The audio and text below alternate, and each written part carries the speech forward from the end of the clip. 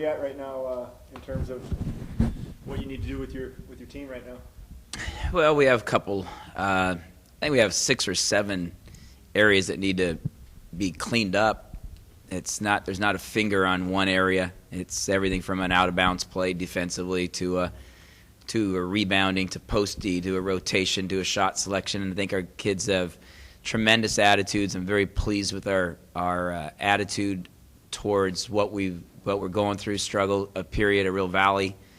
Their camaraderie amongst themselves is very good. Their coachability is very good.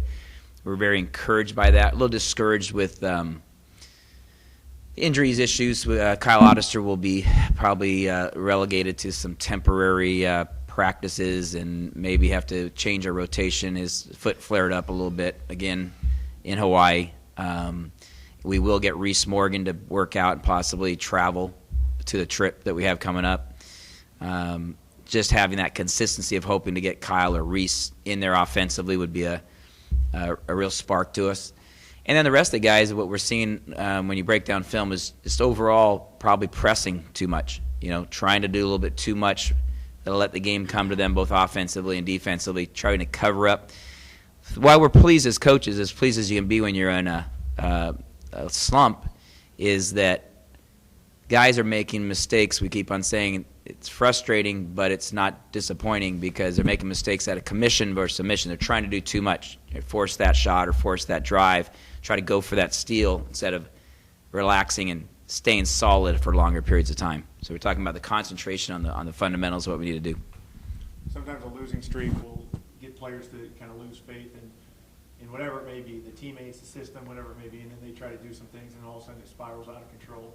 Have you seen any of that with the team? No, we've seen guys that really trying to pull for each other. He said it's, it's a 1-point game with 6 minutes to go, and kind of like your position to be on the road and say, hey, it was 6 minutes to go. It's a 1-point game. The previous 2 other games that lost were lost at the buzzer. So they realize we have a pretty mature group of seniors. Kyle Ottister, Jamal Johnson, Chris Eversley, 2 of the 3 are fifth-year seniors. They get it. They get that there's such a fine line between winning and losing a game. And a 4-5 conference record could be 6-3. And so you look at that. They got the big picture. They do know that it comes down to continuing to improve, continue to have that work ethic, continue to have that positive attitude, that energy, that camaraderie, that faith in one another, faith in themselves, faith in the team, faith in the staff, faith in the school, faith in the program, that you can't get too high or too low. I mean, you hit a little bit of a valley there. Prior to the start of conference play, we were on a 4-game losing streak and turned it right around and won the first 3 in conference play. So it's a group of guys that gets the big picture and try not to be too dramatically ecstatic over a winning streak and not too dramatically disappointed over a losing streak, and try to get healthy, get a little more sound fundamentally, and actually try to relax a little bit. I think that sometimes you want it so bad. It's the old Chinese handcuffs. You put those 2 fingers on and you try to pull them off too fast. They tighten up on you. You got to relax a little bit instead of those little tugging on those little finger handcuffs that they have. Thank you. Coach, you pulled out a tight one against Northridge, and you said that I'm sorry. You pulled out a tight game against Northridge, your first game at home. Northridge, yeah. And you just said you've been losing some games at the buzzer. What are some things that you think you did differently in the close games that you won versus the close games that you lost? Well, we did have Kyle Ottister in that game, and Kyle hit 2 big shots with 2 minutes to go, 3 minutes to go. Kyle's a senior. He's a very confident, cool cat that had a second leading scorer on the team. He hit 2 big shots down the stretch. Game was tied with 5 minutes to go. Kyle hit 2 big shots for us, and we won by 5 or 6, 7 points going away.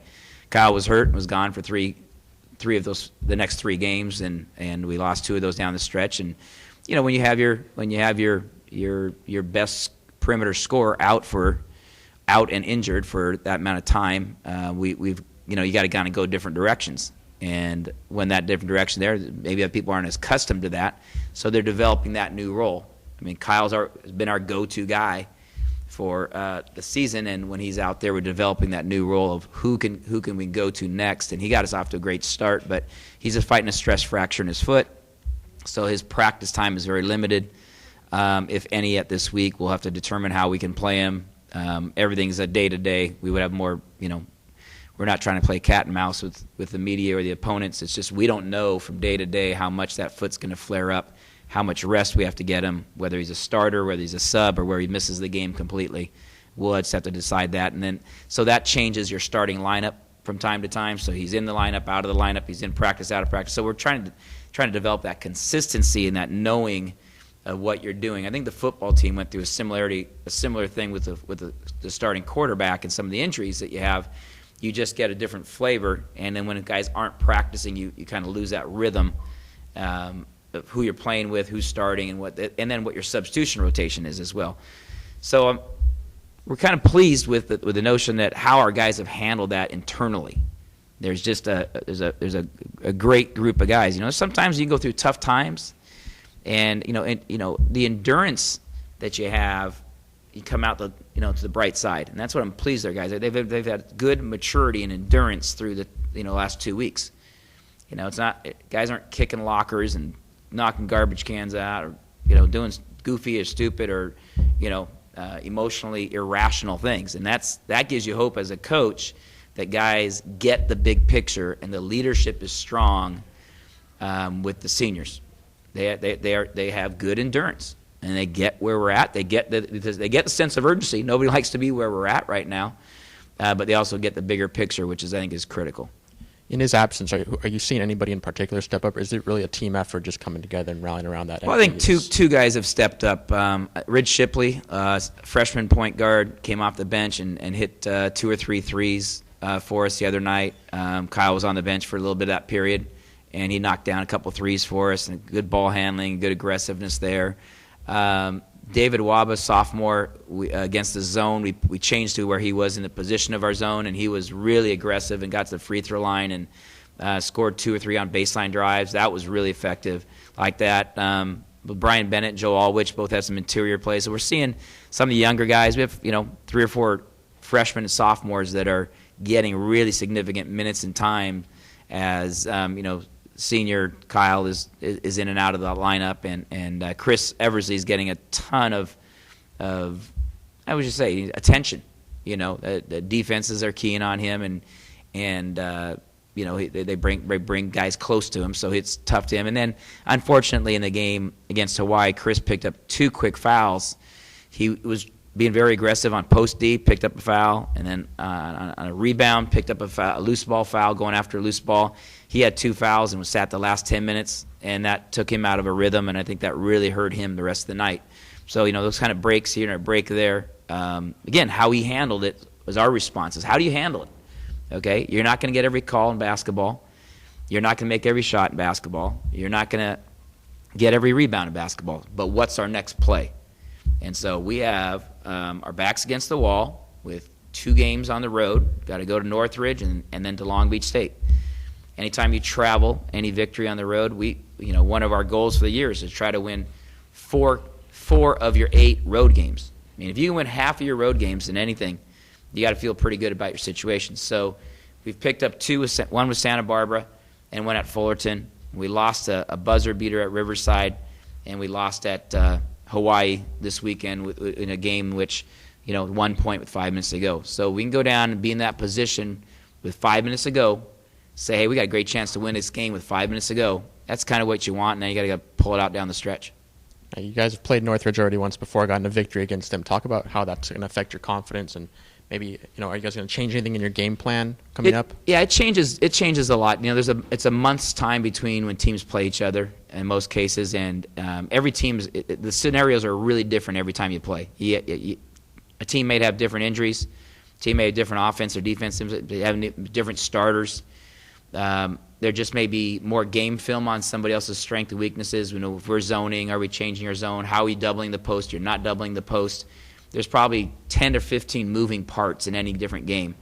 How somebody's running their out-of-bounds play. Sometimes a game might come down as simple as we ran an out-of-bounds play, made a 3. They ran out-of-bounds play and missed a shot. and there's a 5 or 6 point swing in some part of the game that a common fan may not recognize. Okay, on a free throw rebound, we got an extra possession. On a press break, whether they trapped the first pass or they waited to go to the second pass. How they defend a post, or they can defend the high post. How are they attacking your zone with a guard on the corner? So every game, I bring up those 7 or 8 different areas. Every game in every part of the season, it's a chess match through the coaching. With technology nowadays, every one of the games is available to us within 12 hours. So when a game is over, at 10 o'clock the next morning, we're watching that. We're seeing what happened last night. Where are they changing their guys? So that's such a difference in the game of basketball now, is how much technology is available and how much the game plans change based upon what happened the night before. Against Northridge, they came into the game as the hottest three-point shooting team in the conference, and you guys were able to play man defense and really shut that down altogether.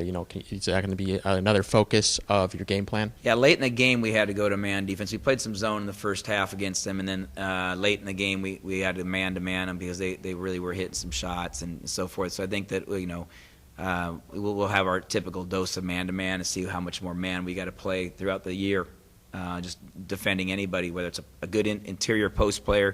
But they have good inside-out game. That to show the parity in the conference. I believe Northridge has played 3 of their last 4 games have gone to overtime. I know both games this weekend, one against Davis and the other against Fullerton, both went to overtime.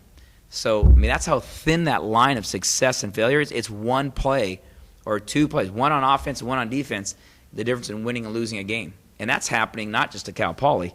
That's happening to, most opponents almost every night.